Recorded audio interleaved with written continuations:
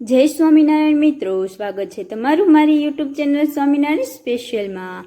આજના વિડીયોમાં હું તમારી સાથે લઈને આવી છું ગઢડા પ્રથમ પ્રકરણનું 21મું વચનામૃત, એકાંતિક ધર્મવાળાનું અક્ષરના 2 સ્વરૂપનું। તે પહેલાં જો તમે મારી ચેનલમાં નવા હોય તો મારી ચેનલને લાઇક અને સબસ્ક્રાઈબ જરૂરથી કરજો અને કોમેન્ટમાં આ વિડીયો તમને કેવો લાગ્યો તેનો અભિપ્રાય ચોક્કસ જણાવજો। ચાલો શરૂ કરીએ આપણે ગઢડા પ્રથમ પ્રકરણનું 21મું વચનામૃત। ગઢડા પ્રથમ પ્રકરણનું 21મું વચનામૃત, એકાંતિક ધર્મવાળાનું અક્ષરના 2 સ્વરૂપનું। સ્વામિનારાયણ હરે સંવત 1876ના પોષ સુધી ત્રીજને દિવસ શ્રીજી મહારાજ શ્રી ગઢડા મધ્ય દાદા ખાચરના દરબારમાં સાંજને સમયે ઉગમણે દ્વારે ઓરડાની ઓસરીએ ઢોલિયા ઉપર બિરાજમાન હતા અને કાળા છેડાનો ખેસ પહેર્યો હતો અને ધોળો ચોફાળ ઓઢ્યો હતો અને ધોળી પાગ માથે બાંધી હતી ને ઉગમણે મુખારવિંદે બિરાજમાન હતા ને પોતાની આગળ સાધુ ઝાંઝ પખાજ લઈને કીર્તન ગાતા હતા અને પોતાના મુખારવિંદની આગળ સાધુ તથા દેશ દેશના સત્સંગીની સભા ભરાઈને બેઠી હતી। પછી તે સર્વે શ્રીજી મહારાજને છાના રાખ્યા ને એમ બોલ્યા છે, સર્વ સાંભળો, એક વાર્તા કરીએ। એમ કહીને જાજી વાર સુધી તો નેત્રકમળને મીચીને વિચારી રહ્યા ને પછી બોલ્યા છે, જે હરિભક્તના મનમાં ભગવાનને અતિ પ્રસન્ન કરવાની ઈચ્છા હોય તે ભગવાનને પ્રસન્ન કરવાનો તો એ ઉપાય છે જે પોતપોતાના વર્ણાશ્રમનો જે ધર્મ તેને વિશે અચળ નિષ્ઠા તથા આત્મનિષ્ઠાની અતિશય દ્રઢતા તથા એક ભગવાન વિના બીજા સર્વ પદાર્થને વિશે અરુચિ તથા ભગવાનને વિશે મહાત્મ્ય સહિત એવી નિષ્કામ ભક્તિ એ 4 સાધને કરીને ભગવાનને અતિશય પ્રસન્ન થાય છે અને એ 4 સાધન તેને એકાંતિક ધર્મ છે। અને એવા એકાંતિક ધર્મવાળા જે ભક્ત તે આ સભામાં આપણા સત્સંગમાં કેટલા છે અને જે ભગવાનના ભક્ત હોય તેને ખાતા પીતા નાતા ધોતા ચાલતા બેઠતા સર્વ ક્રિયાને વિશે ભગવાનની મૂર્તિનું ચિંતન કરવું અને જ્યારે અંતરમાં કોઈ વિક્ષેપ ન હોય ત્યારે તો ભગવાનનું ચિંતન કરવું ને ભગવાનની મૂર્તિ સામું જોઈ રહેવું।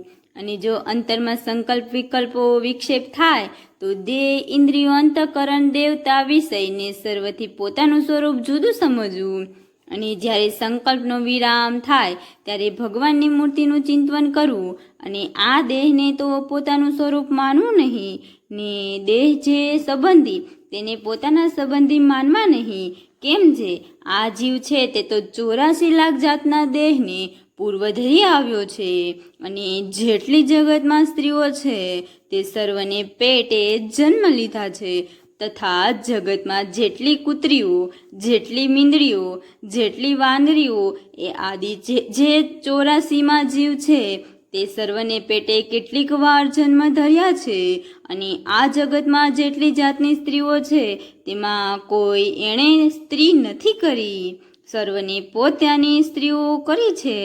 તેમજ જે એ જીવ સ્ત્રીના દેહ ધરીને જગતમાં જેટલી જાતના પુરુષ છે તે સર્વને પોતાના ધણી કર્યા છે।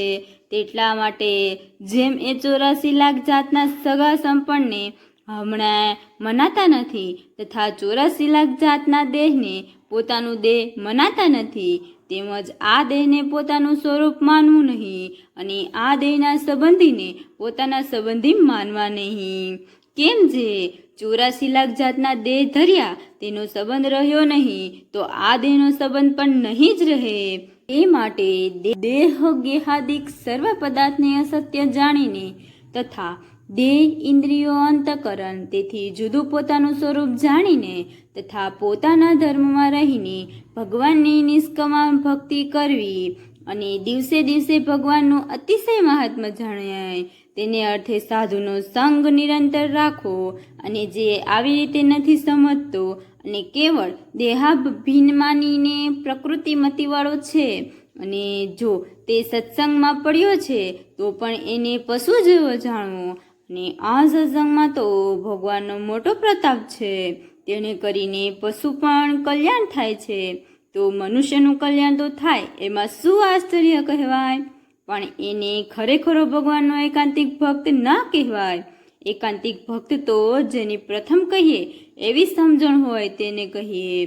અને એવો જે એકાંતિક ભક્ત તે દેહનો ત્યાગ કરીને સર્વ માયાના ભાવથી મુક્ત થઈને અચિર માગે કરીને ભગવાનના અક્ષરધામને પામે છે.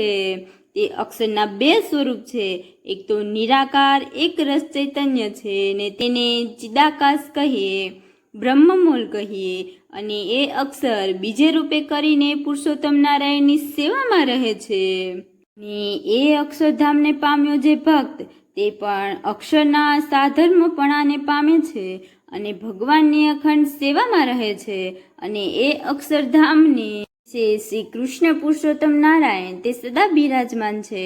અને એ અક્ષરધામને વિશે અક્ષરના સાધર્મપણાને પામ્યા એવા જે અનંત કોટી મુક્ત રહ્યા છે તે સર્વ પુરુષોત્તમના દાસભાવે વર્તે છે.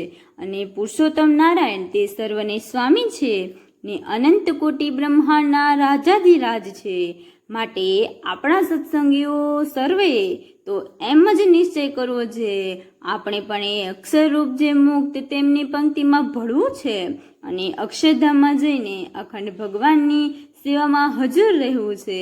પણ નાશવંત ને તુચ્છ એવું જે માયિક સુખ તેની ઈચ્છું નથી ને એમાં કોઈ ઠેકાણે લોભાવું નથી એવો દ્રઢ નિશ્ચય રાખીને નિરંતર ભગવાનને એકાંતિક ભક્તિ કરવી અને ભગવાનનું અતિશય મહાત્મ્ય યથાર્થ સમજીને ભગવાન વિના બીજા જે સ્ત્રી ધનાદિક સર્વ પદાર્થ તેની જે વાસના તેને દેહ છતે જ ટાળી નાખવી. અને જો ભગવાન વિના બીજા પદાર્થની વાસના રહી ગઈ હોય તે દેહનો પડે ને તેને ભગવાનના ધામમાં જાતે તો જો માર્ગમાં સિદ્ધિઓ દેખાય તો તે ભગવાનને મૂકીને તે સિદ્ધિઓમાં લોભાઈ જાય તો તેને મોટું વિઘ્ન થાય. માટે સર્વ પદાર્થની વાસના ટાળીને ભગવાનને ભજવા. ઇતિ વચનામૃત. એવી રીતે ગઢડા પ્રથમ પ્રકરણનું 21મું જે તે થયું.